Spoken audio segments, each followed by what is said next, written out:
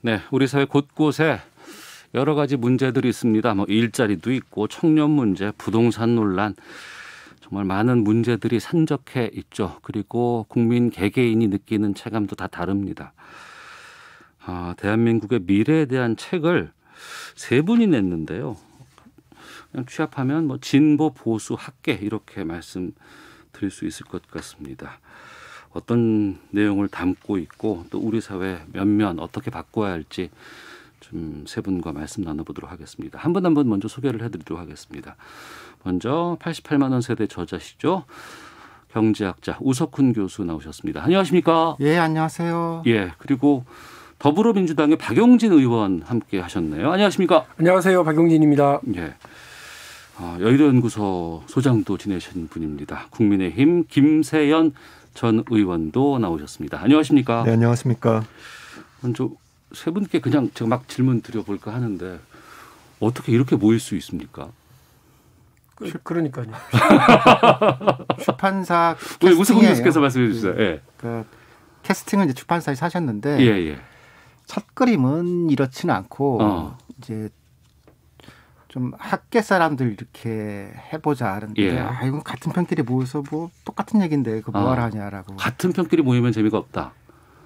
아니 책은 좀 팔렸을지도 모르지만 계속 저 얘기 우리 때문에 망한 것 같다는 느낌을 계속 저렇게 뉘앙스를 캐스팅 잘못했다고 계속 말씀해 주세요. 예. 아니 캐스팅은 잘 됐어요. 근데 이 시대랑 잘 안 맞는데 근데 그런 과정을 통해서 아니 그러면 진짜 이 상대 편끼리 모여서 좀 합의는 안 되더라도 협의하는 그 과정 자체가 일종의 노하우가 될 수 있으니까 그 시도를 해보자라고 해서 했는데 박용진 의원이 좀 초기에 캐스팅 되셨고 김세연 의원은 아주 후반에 캐스팅 되셨는데 굉장히 많은 언론에서 추천해 주셨어요. 아 그래요? 네, 그래서 우린 딱 됐다고 생각했는데요. 네.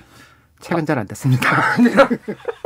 책이 잘 안 돼 가고 있어요 지금? 아니 일세라지 못 팔아서 지금 발을방석이에요. 박용진 의원께서는 지금 현역이시잖아요. 예. 근데 어떻게 여기에 참여를 하시게 된 거예요? 아니 저는 기본적으로 일단 우석훈 박사님을 좋아해요. 그러니까 왜냐하면 예전에 민주노동당에서 진보정당 활동을 할 때도 제가 진보적 열정은 넘치는데 진보적 지적인 이거는 별로 없었거든요. 정리가 잘 안 되셨네요. 예, 그러니까 그때만 해도 그러니까 지적인 이 선도력을 가지고 있는 분들이 이 진보 정치를 이렇게 이끌어 주시는 게 되게 좋았는데 되게 자유로운 영혼 그러면서도 매우 날카로운 진보적 지적 이런 거를 해 주셨었어요. 네. 그래서 그 좋아하고 알고 있었는데 이런 걸 한번 해보자 그런데 냉큼했죠. 냉큼. 이렇게 구박받을 줄 몰랐어요. 책 안 나가는 게 마치 니 탓인 것처럼 얘기를 몇 번 하셔가지고요. 쟤는 뭐 진짜 바늘방석입니다. 방송에 여러 곳 많이 나가셨잖아요. 그동안 보니까. TV에도 나가시고 라디오에도 나가시고. 김세연 의원님. 이 조합에는 어떻게 동참하시게 된 거예요? 예, 그 출판사에서 연락을 받고 그래도 제가 뭐 강연집 이런 데 그냥 끼어서 저자 이름에 올라간 게 한 번 있었지만은 제대로 이렇게 대담을 통해서 그 공동 저자로 한 거는 이제 처음 경험하는 일이고 해서 뭐 호기심도 있었고 또 평소에 제가 이렇게 박용진 의원님은 국회에서 그래도 한 번씩 배웠고 우 박사님은 워낙 그 명성을 제가 익히 알고 있어서 한번 뭐 배워보자는 생각으로 참여했습니다. 아무래도 집필 작업은 우 박사께서 많이 하셨기 때문에 잘 나왔다고 보세요? 책 자체는 최상품이에요. 아 그래요? 그리고 저도 박용진 의원은 알긴 알았는데 이 속에 있는 얘기를 할 기회는 없었거든요. 속에 있는 이야기. 진짜 뭐 정책이 어떻게 돼 있는지. 그리고 김세연 의원 진짜로 처음 뵀는데 이러고 만난 지 이제 몇 달이 됐잖아요. 그리고 나서 제가 두 분이 어떤 스타일인지 곰곰이 생각을 해봤는데 김세연 의원 같으면은 예전에 별에서 온 그대 있었잖아요. 별그대. 천성이 나왔던. 거기에 도민준 스타일이에요. 약간 조선시대 개그하고 좀 이렇게 말 잘 안 하는데 김수현 씨 상당히 실력 있는 그런 스타일이고 박용진 의원은 갑자기 걱정되네. 자, 김수현 나왔는데 빈센조 있잖아요 요즘. 송중기 씨. 근데 아니 배우랑 달리 그 스타일이 빈센조가 좀 선악 구분이 별로 없고 일단 이 심정에 가면 행동하는 스타일이잖아요. 딱 그 마피아 변호사 스타일. 아 그래요. 아 그렇게 말씀을 해주시니까 쏙쏙 좀 들어오네요. 두 분 어떠세요? 이런 스타일에 대해서 평가 신고에 대해서. 좋겠죠. 일단 뭐 배우를 비교해 주셔서 너무 감사하긴 한데, 그러니까 이게 만일에 우리 이제 책 제목이 리셋 대한민국이에요. 네. 근데 그 제목은 나중에 잡았습니다만 미래에 대해서 얘기를 한다고 그러니까 김세현 의원님의 스타일이나 제 스타일에서 그래도 현역 국회의원, 현역 정치인들한테요. 지금 현안 관련해서 얘기해봐라.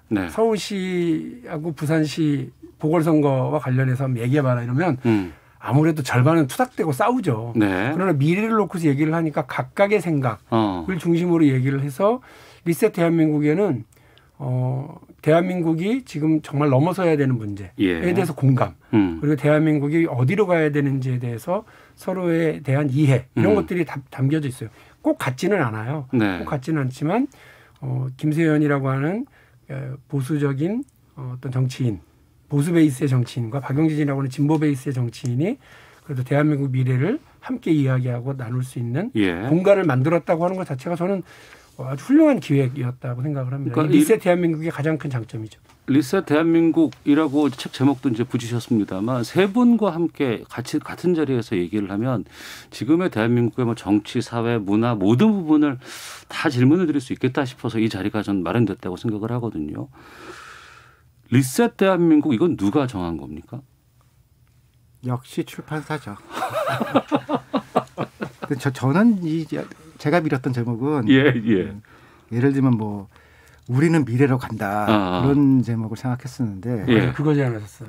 그래서 두 사람 다 이 정당은 다르고 노선은 다르지만 미래파 국회의원들이다 그렇게 말을 하고 싶었는데 당내에서 쓴소리들도 많이 하시고 새로운 시각들도 많이 보여주시고 하셨으니까 제가 보기에는 이 두 사람은 여전히 미래파예요. 그래서 미래를 생각하고 있고 특히 김세현 의원 같은 경우는 미래로 넘어가셔가지고서 어떤 거는 제가 막 못 알아듣겠어요. 공부를 너무 많이 하셔가지고서 세게 공부해서 현실에 있는 노동은 사라지고 사이버로 들어간다. 공각기동 되기까지는 알겠는데 저도 막 못 쫓아가겠어요. 저 미래 얘기. 그러면 좀 여쭤보겠습니다. 대단하십니다. 하나씩. 우리 사회에 많은 문제들이 산적해 있고 또 이걸 바꾸어 나가자는 그런 제안이 담긴 것 같은데요. 김세현 의원께서는 이번 리셋 대한민국을 통해서 뭘 제일 먼저 바꿔야 된다고 보시고 뭘 크게 변화시켜야 된다고 보세요? 뭐 질문이 아주 어려운데요. 일단 노동이 사라질 것이라는 전제에 대해서 모두가 공감과 합의를 할 수 있을 정도의 그런 기술에 대한 이해 그리고 우리 사회의 재설계에 대한 논의가 필요하다고 생각하고요. 그리고 이제 그 정치가 지금 벌써 21세기 접어든 지 20년이 5분의 1이 지났는데 아직도 20세기형 그런 이념 투쟁의 장에서 못 벗어나고 있는데 정치인 충원의 구조, 경로를 좀 대폭 바꿀 필요가 있겠다. 근데 이게 인위적으로 참 하기가 힘들어서 그런데요. 뭐 한 두 가지 정도 질문에 대한 생각이 떠오릅니다. 노동 문제라고 한다 그러면은 노동이 사라지면 일자리가 사라지는 거고 또 일자리를 하고자 하는 건 우리 먹을 거라든가 많은 것들을 생활하기 위한 부분인데 이 부분까지 다 바뀐다는 뜻 아니에요? 그래서 이제 노동을 제공하고 그 대가로 임금 소득으로 생계를 영위하는 이런 모델이 더 이상 작동하지 앞으로는 않는 시대를 놓고 보면 그러니까 우리가 계속 일자리가 안 만들어진다. 그러니까 억지로 청년 일자리를 만들다 보니까 뭐 그냥 1년이나 2년 뭐 한 달에 100만 원, 200만 원 지원하는 이런 식의 정책 밖에는 지금 나오지 않는데 이거는 정말 그 표피적인 그런 임시방편으로만 할 뿐이지 근본적인 대책이 될 수는 없다. 그렇습니다. 그래서 그 바뀌는 근본에 대한 성찰과 고민을 더 깊게 할 때가 지금이라고 생각합니다. 박용진 의원께서는 어떤 것들을 주로 쓰셨어요, 이게? 저는 뭐 대한민국에서 가장 격렬하게 바뀌어야 되는 분야 정치다. 생각하고요. 또 대한민국에서 가장 심각하게 사회적 균열을 낳고 있는 분야는 또 어디냐. 저는 교육이라고 봐요. 그래서 정치가 정말 지금처럼 진영 논리, 내로남불, 위선의 정치 이런 것들이 판을 치고 오히려 그런 게 더 박수를 받고 자기 진영만 바라보고 한국에 온 트럼프주의 이런 느낌까지 들고 있을 만큼 네. 대립적인 상황을 빨리 극복하지 못하면 정치가 미래를 위해서 선택하고 선도하고 이렇게 하는 역할을 못하겠구나. 네. 오히려 분열만 더 심하게 하겠다. 이런 문제에서 되게 각성을 많이 하고 있고요. 그리고 그런 관련한 내용들도 제가 말씀을 드렸고 특히 이제 교육 문제는 원래 우리 사회가 교육이라고 하는 게 그 계층 이동의 사다리였고요. 예. 격차를 해소하는 거였고 예. 부모 잘못 만나도 너만 열심히 일하면 그 너는 성공할 수 있다. 이게 우리 사회를 지배하던 최고의 작동 논리였는데 예. 이제 부모 잘못 만나면 이번 생은 망했다로 이렇게 지금 사람들이 믿어가고 있잖아요. 젊은 분들이. 그러니까 이거를 그 줄여주기 위한 사회적 격차를 줄여주기 위한 노력을 해야 되는데 가장 근본적으로 교육 격차에서의 이 차별을 해소하고 불공정과 불평등을 해소해야 되니까요. 교육 문제와 관련해서는 정말 여야 보수 진보할 것 없이 그야말로 백년대계에 대한 고민을 집중해야 된다 이렇게 생각합니다. 네. 정치판에 계신 분, 계셨던 분, 앞으로도 또 다양한 활동을 하실 분들이 이런 주장을 하실 때 우 교수께서는 어떤 느낌 드셨는지도 궁금하고 뭘 강조하셨어요? 아니 두 사람 다 제가 봤을 땐 굉장히 신선한 분이에요. 예. 처음에는 그냥 이렇게 딱 보면은 박용진 의원이 더 진보 쪽이고 김세현 의원이 더 보수 쪽일 것 같잖아요. 그렇죠. 네. 안 그래요? 근데 굉장히 초창기에 그 네. 미래 노동에 관한 얘기를 하고서 예. 기본소득을 김세현 의원이 얘기를 하고 나니까 입장이 바뀌었어요. 그래서 김세현 의원은 더 진보 쪽 의제를 확 치고 나가고 네. 박용진 의원은 생각보다 그러니까 이제 방어적 상황이 된 거예요. 그런데 또 좋은 점은 또 그러고 나니까 더 이제 이 국민연금이나 좀 이렇게 접점 잘 안 나오는 얘기들 예. 또 세게 한 거고 그다음에 제가 제일 기억나는 거는 실제로 저는 연방제가 한국에 있으면 좋겠다고 생각을 했는데 예. 그 얘기를 공개적으로 한 적이 없었어요. 그냥 마음속에만 있었는데 예. 두 분하고 얘기를 하다가 뒤쪽 결론에서 그런 준연방제 정도는 할 수 있는 거 아니냐. 예. 그러니까 우리가 연방제는 이제 헌법을 바꿔야 되니까 안 되지만 그냥 중앙정부에 있는 이 토건이나 복지 예산 절반 정도 그냥 딱 지역으로 줘버리고 네네. 거기서 집을 짓든지 그걸 가지고서 뭐 쌀을 사 먹든지 차라리 알아서 하면은 근데 선진국 보니까 그렇게 갔어요. 그러니까 이게 우리가 헌법 탓할 게 아니고 네. 지금 준연방제 정도는 해도 된다라고 하는 거를 저는 개인적으로 이착하면서 처음 이제 공개적으로 얘기를 했고 생각도 네. 정리를 했고 진도는 잘 뺀 책이에요 이게. 은근히 이렇게 말씀하시면서 책 일세밖에 아직 안 됐다는 거에 이게 그냥 우리가 스트레스가 많으시다는 느낌이 좀 들어요. 마음을 좀 내봤는데 일세 안 털면요 네. 사장님 볼 때 쪼여요. 아 그래요? 청취자 의견이 많이 들어오고 있는데 0911님께서는 예전에 책 만들고 있다는 건 방송에서 봤었는데 언제 나왔대요? 라고 말씀해 주셨고요. 한 달 전에 나왔답니다.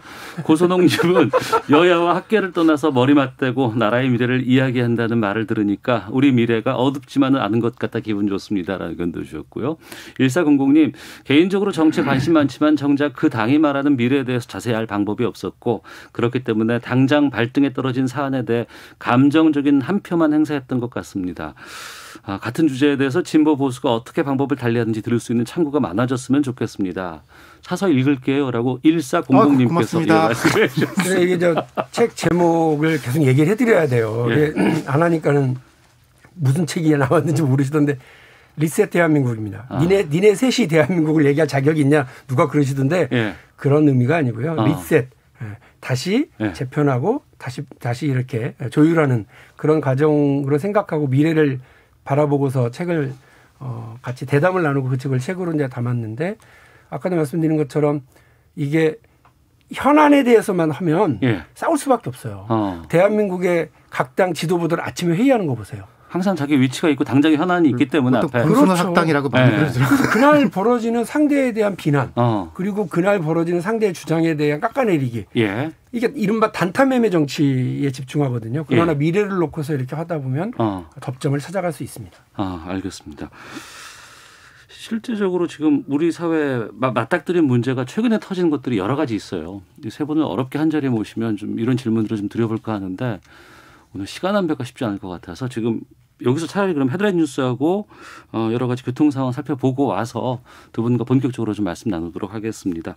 먼저 이 시각 교통 상황 살펴보도록 하겠습니다. 교통정보센터 임초희 리포터입니다. 네, 이 시각 교통정보입니다. 현재 서울 시내는 교통량에 비해서 돌발 상황이 많은데요. 올림픽대로 공항 쪽으로 반포대교 부근 5차로에 대형 화물차 관련 추돌 사고가 있습니다. 차로 변경에 유의하시고요. 이후로는 노량진 수산시장 4차로에서 시설물 보수 공사를 하고 있어서 밀리고 있습니다. 성수대교 북단에서 남단 방향으로 다리 위 3차로에는 고장난 차가 있어서 주의 운행하셔야겠고요. 동부간선도로 성수분기점에서 동호대교로 진입하는 길 2차로에서도 사고가 발생해서요. 막히고 있습니다. 고속도로는 점심시간을 보내면서 수월한 곳이 대부분입니다. 대부분이 수도권 중심으로 정체고요. 경부고속도로 부산 쪽은 한남에서 서초, 서울 요금소부터 신갈 분기점까지 막힙니다. 작업을 하고 있는 호남고속도로 순천 쪽 김제와 금산사 부근 2차로가 교면 보수 작업 때문에 막혀 있어서요. 김제에서 제속도 못 내고 있습니다. KBS 교통정보센터였습니다. 헤드라인 뉴스입니다. 코로나19 백신 우선 접종 대상자 가운데 약 85%가량이 1차 접종을 완료했습니다. 내일부터 만 65세 이상 대상으로 아스트라제네카 백신 접종이 시작됩니다. LH 직원들의 투기 의혹을 수사 중인 경찰이 LH 전북본부 등 3곳을 압수수색하고 있습니다. 경찰은 또 LH 직원 3명을 소환하는 등 소환 조사도 이어가고 있습니다. 한명숙 전 국무총리 재판 모해위증 의혹에 대해 대검찰청 부장회의가 무혐의 결론을 유지하기로 결정한 가운데 박범계 법무부 장관이 오늘 오후 관련 입장을 밝히기로 했습니다. 여야가 합의한 4차 재난지원금 지급을 위한 추경안 처리 시한이 이틀 앞으로 다가온 가운데 국회 예결위가 오늘 오전부터 소위를 열고 사업별 세부 심사에 들어갔습니다. 지금까지 헤드라인 뉴스 정한나였습니다.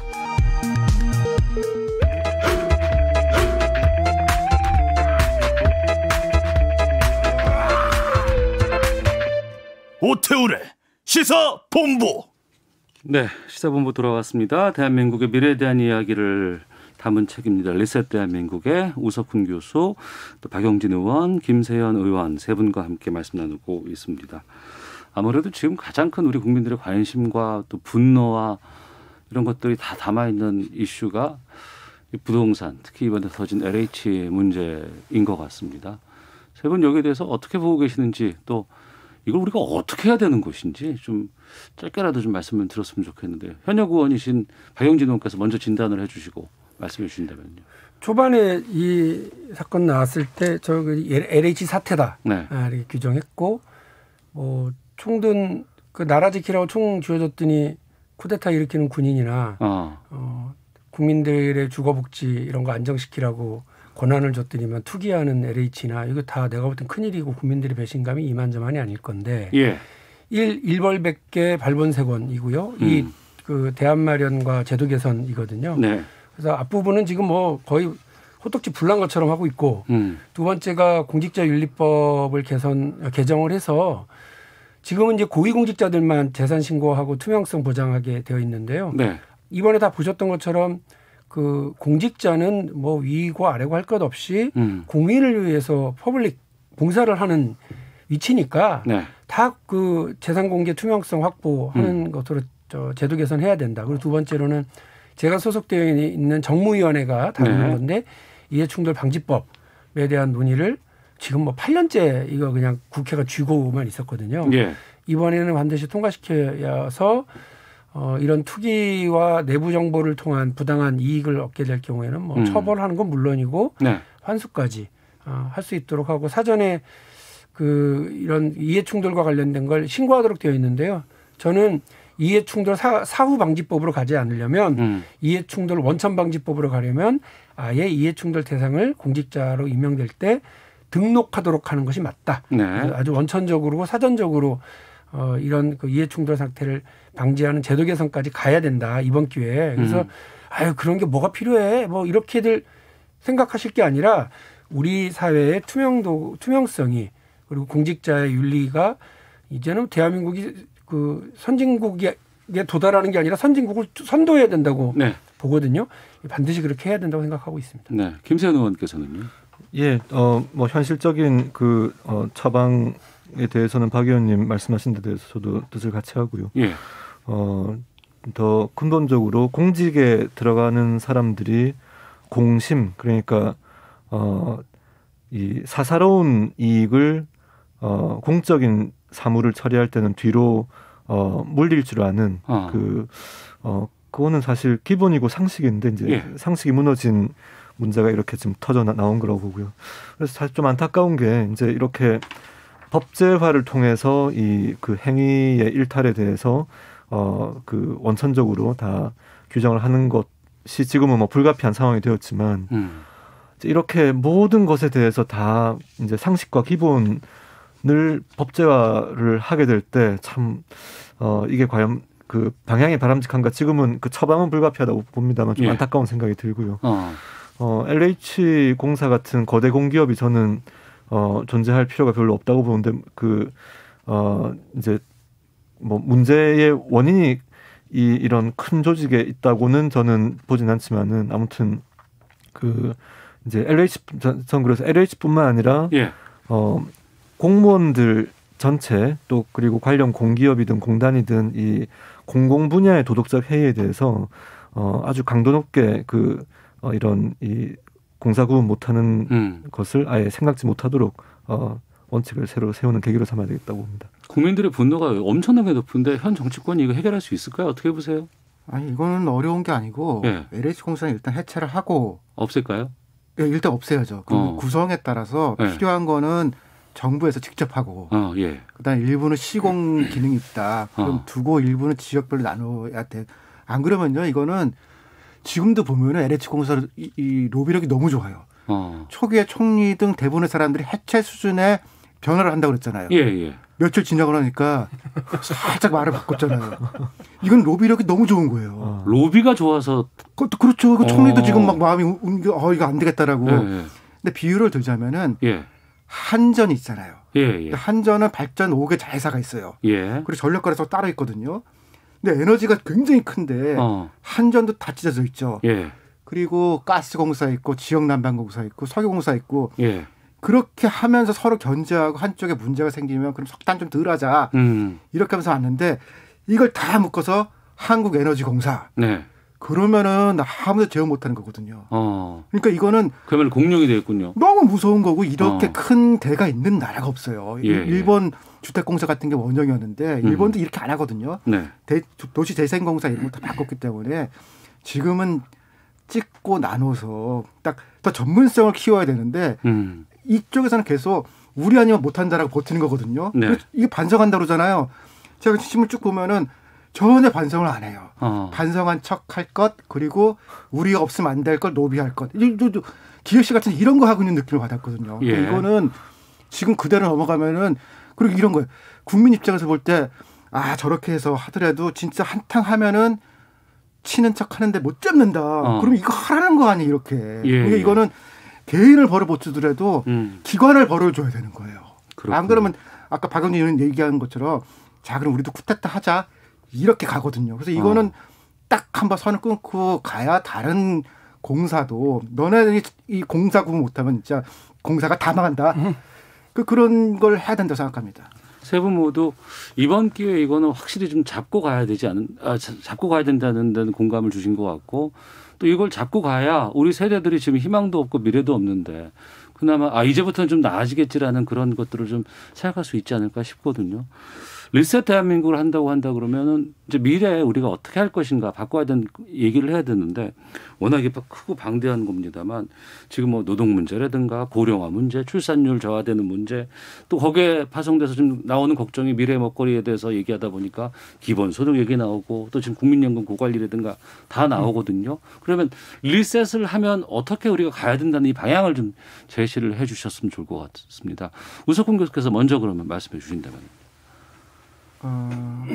되게 어려운 걸 저를 먼저 시키시고. 매일 항상 나중에 하셨잖아요, 지금. 그래도 이렇게 어려운 걸, 근데 이런 생각은 있어요. 그러니까. 죄송합니다. 정치인들하고 책을 하니까 책이 안 팔리면서 저도 굉장히 고통스럽게 생각을 많이 해봤는데. 은근히 저렇게 계속 저러시네. 이게 정치 불신이 너무 강해요. 우리 사회가. 네, 정치인하고 뭘 하지 말라고 사실은 그런 얘기를 저도 많이 들었거든요. 하셨어요, 근데. 예. 그래도 해야 되고 이게 외국하고 우리나라 정치의 차이를 보니까 그 외국 얘기해서 좀 죄송합니다만 예. 굉장히 많은 나라에서는 정치를 해서 그 사람이 유명해져서 지도자가 돼요. 그러니까 20대부터 뭘 하고 뭐 계속해서 예, 정치를 유명해진 사람이 예. 지도자가 되고 이렇거든요. 예. 우리는 유명해진 사람이 정치를 해요. 정치 바깥에 있는 사람 끌고 오죠. 예. 예. 그런데 그래서 우리의 정치는 언제나 수혈받다 보니까 아마추어 정치예요. 그러니까 이게 저도 그래서 정치 불신을 하고 제가 이렇게 무슨 정당 욕하고 정치인 욕하면 막 멋있어 보이는데 그거는 잠깐 기분 좋은 거고 정치로 유명해지는 사람들이 정치를 해서 지도자가 돼야 네. 프로들이 정치라는 거거든요. 그리고 그래야 확 바꿀 수 있어요. 알겠습니다. 그래서 정치 정도로 갔으면 좋겠다는 생각이 들었습니다. 두 분의 프로께서 그러면 제가 앞서 질문드린 해법을 좀 주셨으면 좋겠는데 예, 김세현 의원께서 먼저 말씀해 주신다면. 저는 저 책 이 표지 바로 안쪽에 네. 정치인이기를 거부한 사람이거든요. 너무 웃겼습니다.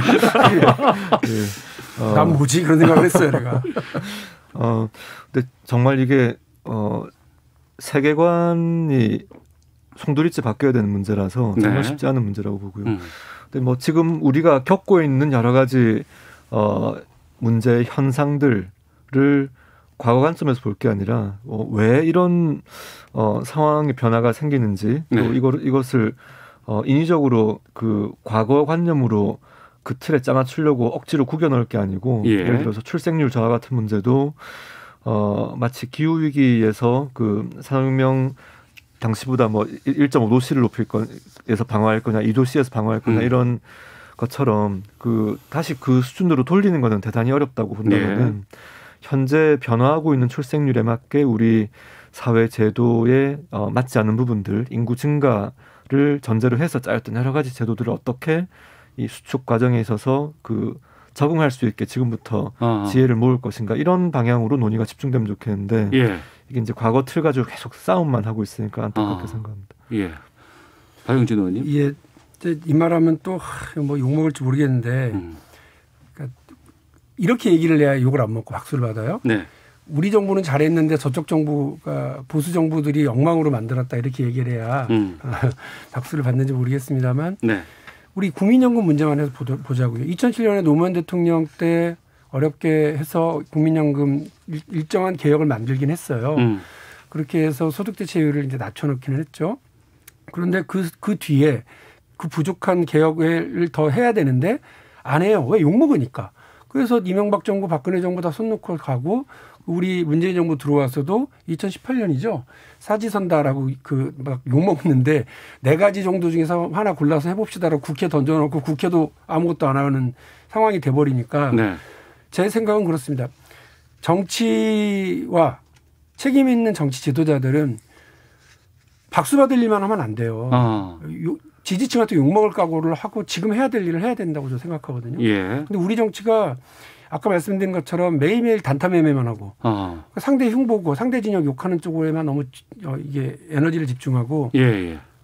지금 욕먹고 50년 후에 우리 국민들이 편하고 지금 박수 못 받더라도 30년 뒤에는 대한민국이 부강해지는데 도움이 되는 그런 누군가가 자기 발을 적셔가면서 징검다리를 놔야 학생들이 학교 갈 때 농부들이 밥 매러 갈 때 물 적시지 않고 징검다리를 밟으면서 갈 거 아니에요. 네. 정치가 그 일을 해야 되는데 정치인들도 물 적시기 싫고 돌 놓기 싫고 이렇게 같이 하니까 누구도 미래의 강 건너로 건너갈 수가 없는 그런 상황이 됩니다. 그러니까 아까 제가 말씀드린 것처럼 정치가 지금 상황에서는 가장 격렬하게 뜯어 고쳐야 될 네. 확 바꿔야 될 분야인 게 저는 분명하다고 생각해요.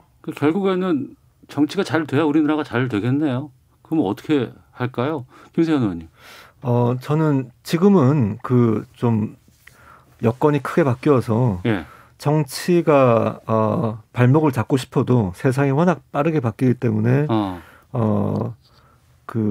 정치가 뒤따라가면서 그러니까 제일 세계에서 앞서가는 나라 대비 한 3년에서 5년 정도 뒤처지는 감은 있지만 저는 기술이 바꾸는 경제 또 이 경제가 바꾸는 사회가 정치를 견인하는 상태가 이제 됐다고 봐서 이제 정치가 모든 것을 결정하지 않아도 되는 시대가 되어서 이제 시민들이 각자 자기 몫의 일을 또 자기 어떤 행복을 위해서 공동체를 위해서 열심히 고민하고 실천하면은 세상은 그럭저럭 돌아갈 수 있으리라는 생각으로 좀 요즘 바뀌게 되었습니다. 아 그래요? 허영진 의원님. 그러면 손 놓고 지켜보시겠다는 듯한 그건 아니시고?